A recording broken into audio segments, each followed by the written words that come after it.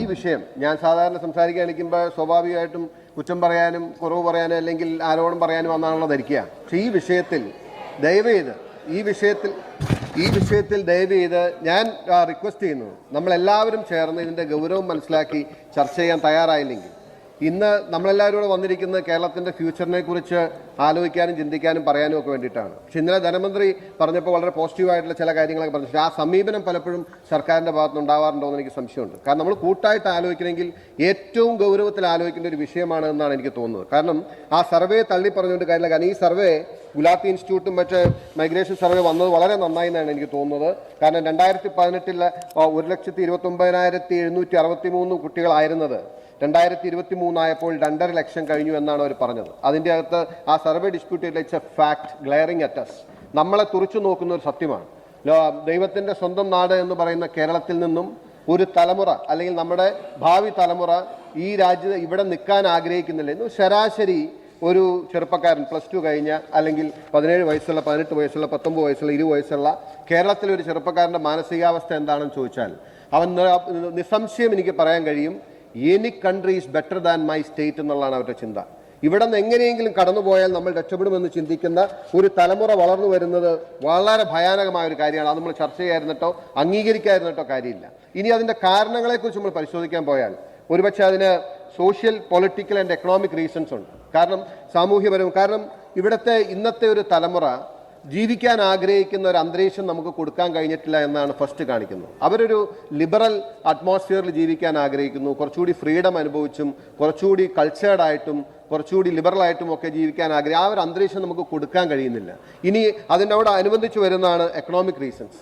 ഒരു ചെറുപ്പക്കാരൻ്റെ അല്ലെങ്കിൽ ഒരു ശരാശരി നമ്മുടെ കേരളത്തിലെ ഒരു ചെറുപ്പക്കാരൻ്റെ അവസ്ഥ എന്താ? ഞാൻ ഇന്നലത്തെ എൻ്റെ ഒരു അനുഭവം ഞാൻ പറയാണ് സർ. ഞാനിപ്പോൾ ആ സ്ഥലം പറയുന്നതുകൊണ്ട് കുഴപ്പമുണ്ടോ എന്ന് എനിക്കറിയില്ല. ഞാൻ I happen to be there in Muscat. ആ മസ്കറ്റിൽ ചെന്ന് ഇവിടെ ഹോട്ടലിൽ ചെന്നൊരു കുട്ടി എൻ്റെ കൂടെ ഉണ്ടായിരുന്നു.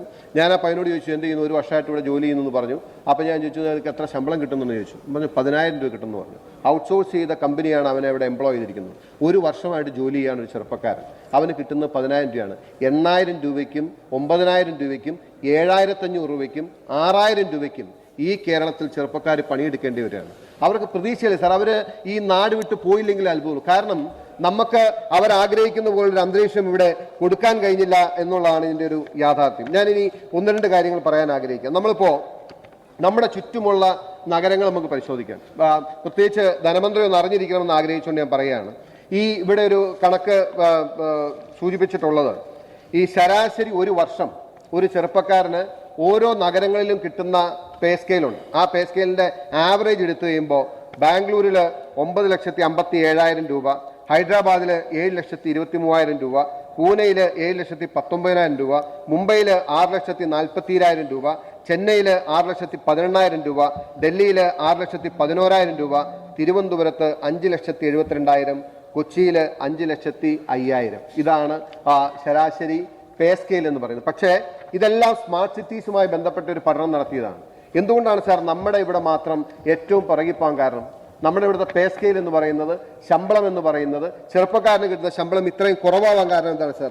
സത്യത്തിൽ നമുക്ക് കിട്ടിയിരുന്ന ഒരു അവസരം, നമ്മളിവിടെ പറഞ്ഞല്ലോ, നമ്മളിവിടെ കുട്ടികൾ നിൽക്കണം എന്ന് ആഗ്രഹിക്കുമ്പോൾ അവർക്ക് ആഗ്രഹിക്കുന്ന പോലുള്ള ഒരു അന്തരീക്ഷം അല്ലെങ്കിൽ ജോലി നമുക്ക് കൊടുക്കാൻ കഴിയണം. അതിൻ്റെ പ്രധാനപ്പെട്ട കാരണം എന്ന് പറയുന്നത് നമ്മുടെ എക്കണോമിക് ഗ്രോത്ത് ഭയങ്കര സ്റ്റാഗ്നൻ്റ് ആണ്. നമ്മുടെ എക്കണോമിക് ഗ്രോത്ത് നമ്മൾ അംഗീകരിക്കാത്ത കാര്യമില്ല. നമ്മുടെ ചുറ്റുപാട് ഞാൻ അതിനൊരു എക്സാമ്പിൾ ഞാൻ പറയും. ഇപ്പോൾ അർബൻ അൺഎംപ്ലോയ്മെൻറ്റ് ഇന്ത്യ രാജ്യത്തെ ഹയസ്റ്റ് ആണ് കേരളം. ഇന്ത്യ രാജ്യത്തെ ഹയസ്റ്റ് ഫിഗേഴ്സ് എന്ന് പറയുന്നത് ഈ ഏറ്റവും അവസാനം ജനുവരി-മാർച്ച് ക്വാർട്ടറിലെ 2024 കണക്കനുസരിച്ച് ജമ്മു കാശ്മീരിനെ കടന്ന് നമ്മൾ 31.8% നിൽക്കുകയാണ്. അൺഎംപ്ലോയ്മെൻറ്റിന് is an issue for youngsters. അവർക്ക് ജോലിയില്ലാതെ, തൊഴിലില്ലാതെ, പഠിച്ചിറങ്ങി കഴിഞ്ഞിട്ട് ഇതിന് നടന്ന ഒരു മിനിമം വരുമാനമില്ലാതെ നടക്കുമ്പോൾ സ്വാഭാവികമായിട്ടും ആളുകൾ നാടുവിട്ട് വാങ്ങിക്കും. ഇതിൻ്റെ എല്ലാം റീസൺ എന്ന് പറയുന്നത് നമുക്ക് എക്കണോമിക് ഗ്രോത്ത് ഉണ്ടാക്കാൻ പറ്റുന്നില്ല എന്നുള്ളതാണ്. നമ്മൾ എക്കണോമിക് ഗ്രോത്തിനുള്ള എല്ലാ സാധ്യതകളും നമ്മൾ അടച്ചു കളഞ്ഞു.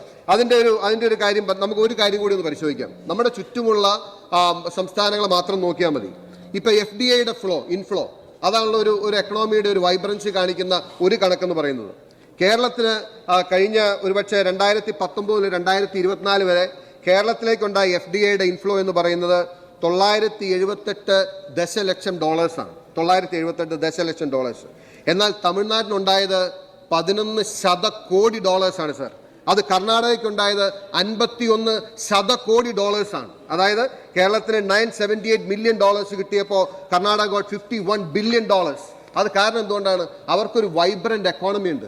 അതുകൊണ്ടാണ് ഞാൻ നേരത്തെ പറഞ്ഞ കണക്കനുസരിച്ച് അവിടുത്തെ പേ സ്കെയിൽ എന്ന് പറയുന്നത് ആവറേജ് നമ്മൾ എടുക്കുമ്പോൾ 9,57,000, കേരളത്തില് കൊച്ചിയിൽ 5,05,000, പകുതിയിൽ നിൽക്കാൻ കാരണം ആ എക്കണോമിക് വൈബ്രൻസി നമുക്ക് നഷ്ടപ്പെട്ടുകൊണ്ടാണ് സാർ. നമ്മൾ അതിന് പകരം നമ്മൾ ആരെങ്കിലും കുറ്റം പറയുന്നുണ്ടോ കാര്യങ്ങളുടെ കാര്യം. ഇനിയിപ്പോൾ ഇവിടുത്തെ വിദ്യാഭ്യാസത്തെക്കുറിച്ച് മന്ത്രി ഇവിടെ പറഞ്ഞു. മന്ത്രി വലിയ അവകാശമാണ്.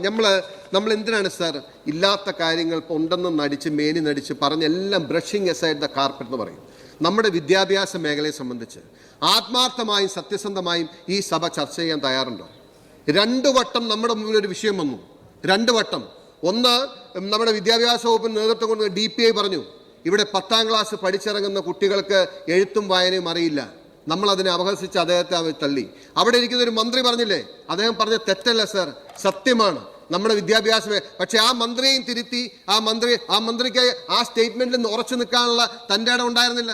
നമ്മുടെ 10ാം ക്ലാസ് കഴിഞ്ഞിറങ്ങുന്ന കുട്ടികൾക്ക് നേരെ ചൊവ്വ എഴുത്തും വായനയും അറിയില്ല എന്ന് പറഞ്ഞൊരു മന്ത്രിയെ കുറ്റപ്പെടുത്തി നിങ്ങൾ അദ്ദേഹത്തെ കൊണ്ട് അത് പിൻവലിപ്പിച്ച് തിരിച്ചു പറയിപ്പിച്ചു. പക്ഷെ യാഥാർത്ഥ്യം എന്താണ് സർ?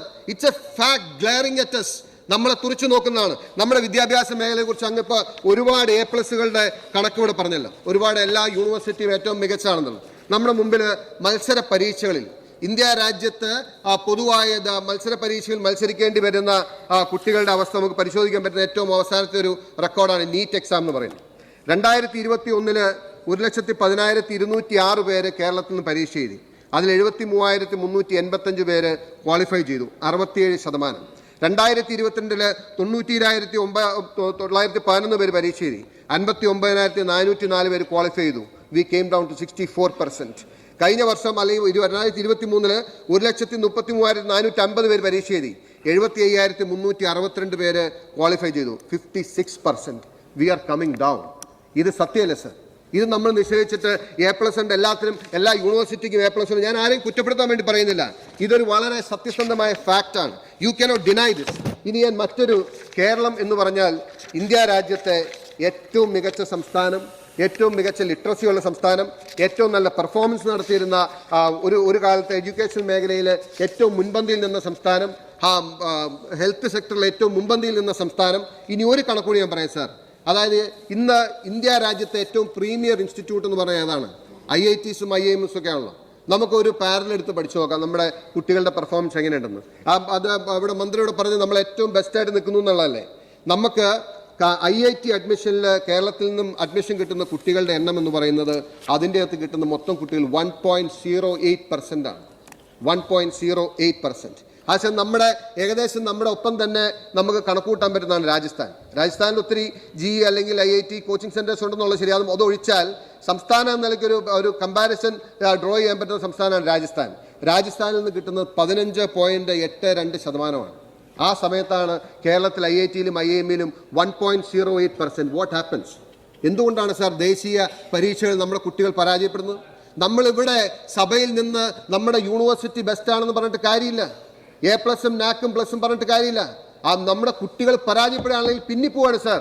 അതിനാണ് നമ്മൾ പരിഹാരം കാണേണ്ടത്. ഇനി ആ കണക്ക് തന്നെ പറയുന്നു, ശരാശരി ഒരു സംസ്ഥാനത്തു നിന്നും 8 മുതൽ 10% വരെ കുട്ടികൾ IITയിൽ വരുമ്പോൾ കേരളത്തിൽ നിന്നും 1%, 1.08%. അതുപോലും നമ്മുടെ കണ്ണു തുറപ്പിക്കില്ലേ? നമ്മൾ യാഥാർത്ഥ്യങ്ങളെ മറച്ചു വെച്ച് വേണമെങ്കിൽ നമുക്ക് മുമ്പോട്ട് പോകാം. കുട്ടികൾ എന്തുകൊണ്ടാണ് പോകുന്നത്? നമ്മുടെ യൂണിവേഴ്സിറ്റികളുടെ, ഞാനിനി അറിഞ്ഞ് ഒരു പ്രൊവോക്കിംഗ് ആയിട്ടുള്ള സ്റ്റേറ്റ്മെന്റിലേക്ക് പോകാൻ ആഗ്രഹിക്കുന്നില്ല. ഇനിയിപ്പോൾ ഇന്നത്തെ കേരളത്തിലെ മാതാപിതാക്കളുടെ അവസ്ഥ ഓർക്കുമ്പോഴാണ് സാർ എനിക്ക് ഏറ്റവും സങ്കടം. ഞാൻ ഇതിൻ്റെ അകത്തൊരു കേസ് സ്റ്റഡി നടത്തി. നിങ്ങളെല്ലാവരും ഇത് വിശ്വസിക്കണം, സത്യമാണെന്ന് നിങ്ങളോട് പറയുകയാണ്. ഞങ്ങളുടെ നാട്ടിൽ, ഞാൻ വീടും ആളുടെ പേരും പറയാൻ ആഗ്രഹിക്കുന്നില്ല, ശരാശരി നല്ല നിലയിൽ ജീവിക്കുന്ന ഒരു മിഡിൽ ക്ലാസ് ഫാമിലി, ആകെ ഒരു മകനാണുള്ളത്. ആ മകൻ വിദേശത്ത് പോയി പഠിക്കാനായിട്ട് പോയതാണ്. അപ്പച്ചനും അമ്മച്ചിക്കും പ്രായമായി. അവരെ നോക്കാൻ നിവൃത്തിയില്ല, അവർക്ക് ചെറിയ സഹായം വേണം. ഞാൻ അവിടെ വീട്ടിൽ ചെന്നപ്പോൾ അവിടെ ഒരു ബംഗാളി വന്ന് അവരെ സഹായത്തിന് വരുന്നുണ്ട്. എല്ലാ ദിവസവും വണ്ടിയിൽ അവിടെ എവിടെയും കൊണ്ടുപോകും, മരുന്ന് മേടിച്ചുകൊണ്ടും എല്ലാം കൊണ്ടുവരും കഴിയും. ഞാനപ്പോൾ ഈ പയ്യനെ വിളിച്ചു. ഈ പയ്യൻ UK-ലാണുള്ളത്. ആ UK-ൽ നിന്നപ്പോൾ ഞാനോട് നീ എന്താ പഠിക്കുന്നതെന്ന് കാര്യങ്ങളൊക്കെ ചോദിച്ചപ്പോൾ അവൻ UK-ലെ ഒരു കെയർ ഹോമിൽ വർക്ക് ചെയ്യാണ് sir.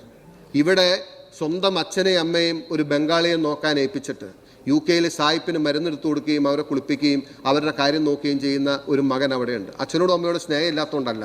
So some reasons, socio economic political reasons ആണ് ആ കുട്ടി ഇവിടെ നിന്ന് പോകാനും അച്ഛനും അമ്മയും വാർദ്ധക്യത്തിൽ ഈ ബംഗാളിയെ ഡിപ്പെൻഡ് ചെയ്ത് ജീവിക്കേണ്ടത്. ഇതാണ് കേരളത്തിൻ്റെ ശരാശരി സാഹചര്യം. ഇതിന് മാറ്റമുണ്ടാകണമെന്നുണ്ടെങ്കിൽ നമ്മുടെ കേരളത്തെ നമ്മൾ റീഡിഫൈൻ ചെയ്യണം. നമ്മൾ പലപ്പോഴും സംഭവിച്ചിട്ടുള്ള കാര്യം എന്ന് പറഞ്ഞാൽ ഞാനത് രാഷ്ട്രീയപരമായി കുറ്റപ്പെടുന്നതെന്ന് ധരിക്കരുത്. നമുക്ക് വരുമായിരുന്ന എക്കണോമിക് ഗ്രോത്തിനുള്ള ഒരുപാട് അവസരങ്ങൾ പ്രത്യയശാസ്ത്ര പിടിവാശി കൊണ്ട് നമ്മൾ നശിപ്പിച്ചാണ് സർ. ഞാൻ പറഞ്ഞില്ലേ നേരത്തെ ബാംഗ്ലൂരിലെ പേ സ്കെയിലിൻ്റെ കാര്യം, ഹൈദരാബാദിലെ പേ സ്കെയിലിൻ്റെ കാര്യം, ചെന്നൈയിലെ പേ സ്കെയിലിൻ്റെ കാര്യം. എങ്ങനെയാണ് അവർക്ക് സാധിച്ചതെന്നറിയോ? ഇന്ത്യ രാജ്യത്തിന് കഴിഞ്ഞ നാളുകളിൽ കിട്ടിയ ഏറ്റവും വലിയ അവസരം, ഇന്ത്യ രാജ്യം സാമ്പത്തികമായി വളർന്നതിലെ ഏറ്റവും സുപ്രധാനമായ ഘടകം ഞാൻ കൺക്ലൂഡ് ചെയ്യാം sir. Just give me 2 minutes. India രാജ്യം just I am concluding, I don't take much time please. India രാജ്യത്തിന് കിട്ടിയ IT ഔട്ട്സോഴ്സിംഗ് എന്ന് പറഞ്ഞ വലിയ അവസരം ലോകത്തുനിന്ന് മുഴുവൻ വരുമായിരുന്നത് അത് കേരളത്തിലേക്കായിരുന്നു. കേരളത്തെയാണ് ഉറ്റുനോക്കിയത്. ഏറ്റവും പ്രകൃതി രമണീയമായ നാട്, സംസ്കാര സമ്പന്നമായ നാട്, മതേതര സംസ്കാരമുള്ള നാട്, അത്യാവശ്യം ഇംഗ്ലീഷ് നന്നായി സംസാരിക്കാൻ അറിയാവുന്ന ആൾ, ഏറ്റവും കൂടുതൽ IT വിദ്യാഭ്യാസം നേടിയ ചെറുപ്പക്കാരുള്ള നാട്, അത് കേരളത്തിലേക്ക് വരുമായിരുന്നത് ഈ കേരളത്തിൻ്റെ അതിർത്തിയായ കാസർഗോഡും കന്യാകുമാരിയിലും തടുത്തു നിർത്തിയത് ഒരു പ്രത്യയശാസ്ത്ര പിടിവാശിയായിരുന്നു. അത് വഴിമാറി ഒഴുകിയതാണ് സാർ ബാംഗ്ലൂരിലേക്ക്, അത് വഴിമാറി ഒഴുകിയതാണ് സാർ ഹൈദരാബാദിലേക്ക്, അത് വഴിമാറി ഒഴുകിയതാണ് ചെന്നൈയിലേക്ക്. ഇന്ന് 10 വർഷം മുമ്പ് നമ്മൾ കണ്ട ബാംഗ്ലൂരല്ല ഇന്നത്തെ ബാംഗ്ലൂർ, ഹൈദരാബാദ് അല്ല ഇന്ന്. ഹൈദരാബാദിൽ എത്ര നാളത്തെ ഹിസ്റ്ററി ഉണ്ട്. But they had grown leap and bound. How? അവർ എക്കണോമിക് ഗ്രോത്തിന് വേണ്ടി നിന്നു. നമ്മൾ പലപ്പോഴും എല്ലാ അവസരങ്ങളും തൊലച്ച് നമ്മളെ ഈ പ്രത്യയശാസ്ത്ര പിടിവാശി കൊണ്ട്, അതുകൊണ്ട് ഇവിടുത്തെ ചെറുപ്പക്കാര് they are socially frustrated, they are economically frustrated, they are politically frustrated. നമ്മൾ ഡിസ്കസ് ചെയ്യാൻ ഡിബേറ്റ് ചെയ്യുന്ന കാര്യങ്ങൾ എന്താണ് സർ? നമ്മളിവിടെ ആർക്കും വേണ്ടാത്ത ജാതിയും മതവും എല്ലാവരും ഈ ലോകം മുഴുവൻ വലിച്ചെറിഞ്ഞ ഇല്ലാത്ത കാര്യങ്ങളും പറഞ്ഞ് നമ്മൾ തർക്കിച്ചുകൊണ്ടിരിക്കുകയാണ്. നമുക്ക് നമ്മുടെ ഒരു ചെറുപ്പക്കാരെ വളർന്നു വരും നമ്മുടെ മക്കളെ നമ്മുടെ കൂടെ നിർത്താൻ കഴിയുന്ന ഒരു അന്തരീക്ഷം ഈ സംസ്ഥാനത്ത് ഉണ്ടാക്കാൻ കഴിഞ്ഞില്ലെങ്കിൽ എന്താണ് സാർ നമ്മൾ നേടാൻ പോകുന്നത്? ഈ ബൈബിളിൽ ഒരു വാചകമുണ്ട്, ലോകം മുഴുവൻ നീ നേടിയാലും നിന്റെ ആത്മാവിനെ നഷ്ടപ്പെടുന്ന നിങ്ങൾ എന്ത് പ്രയോജനം എന്ന് പറഞ്ഞ മാതിരി അവസാന കാലത്ത് വാർദ്ധക്യത്തിൽ മക്കളുടെ സാന്നിധ്യമില്ലാത്ത മാതാപിതാക്കൾക്കാണ് അതിന്റെ വിഷമം മനസ്സിലാവുള്ളൂ. പക്ഷേ ഇന്ന് കേരളത്തിൽ നമ്മൾ ശ്രദ്ധിക്കേണ്ട കാര്യം, വേണമെങ്കിൽ നമുക്ക് പറഞ്ഞടച്ച് തിരിച്ചു പോകാം, എല്ലാം ഭദ്രമാണെന്ന് പറഞ്ഞ്. But I am telling you everyone, ഈ സ്റ്റേറ്റ് ഓഫ് കേരള കേൾക്കാൻ വേണ്ടി പറയുകയാണ്, we are facing a danger. നമ്മുടെ ചെറുപ്പക്കാർ ഈ നാട്ടിൽ നിൽക്കാതെ പോയാൽ നാളുകളിൽ ഇവിടുത്തെ എന്റർപ്രണർഷിപ്പിന് ആളില്ലാണ്ട് വരും, സ്കില്ലുള്ള ലേബേഴ്സ് ഇല്ലാതെ വരും, ഇവിടുത്തെ ബിസിനസ് ഗ്രോത്തിന് ഓപ്പർച്യൂണിറ്റി ഇല്ലാണ്ട് വരും. അവസാനം വൃദ്ധസദനമായി കേരളം മാറും സാർ. ഈ വിഷയം പ്രാധാന്യമില്ലാത്തതാണെന്ന് അങ്ങ് ധരിക്കരുത്. ഞാൻ വളരെ വിനയത്തോട് റിക്വസ്റ്റ് ചെയ്യുന്നു, നമുക്ക് എല്ലാവർക്കും ചേർന്ന് ഇതിനൊരു പരിഹാരം കാണണമെന്നുള്ള ആത്മാർത്ഥമായ സമീപനത്തോടുകൂടി ഈ സഭ നിർത്തിവെച്ച് ചർച്ച ചെയ്യാൻ തയ്യാറാണെന്ന് അഭ്യർത്ഥിക്കുന്നു.